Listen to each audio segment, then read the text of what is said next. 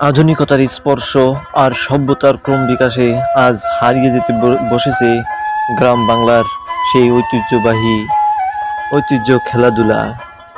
যেসব খেলাধুলায় মেতে থাকতাম আমরা ছোটবেলায়, আজকের মধ্যবয়সী থেকে শুরু করে প্রবীণরাও সেসব খেলাধুলা না দেখতে ভুলে গেছেন বহু খেলার নামও।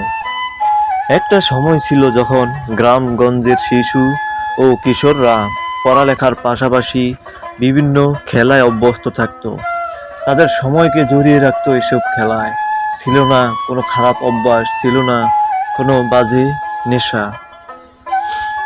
তারা অবসর সময়ে গ্রামের খোলা মাঠে অথবা বাড়ির উঠোনে দলবদ্ধভাবে খেলতো এ সকল খেলা। আর ছেলেমেয়েরা শৈশবে দুরন্তপনায় জড়িয়ে থাকতো খেলাধুলার মাধ্যমে।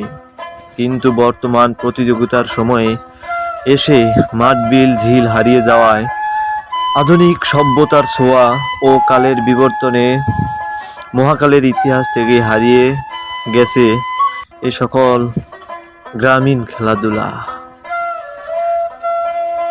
গ্রামীণ এসব খেলাধুলা ছিল প্রতিভা বিকাশের অন্যতম বিনোদনমূলক ও স্বাস্থ্য সচেতনমূলক, যা আমাদের আদি ক্রিয়া সংস্কৃতি।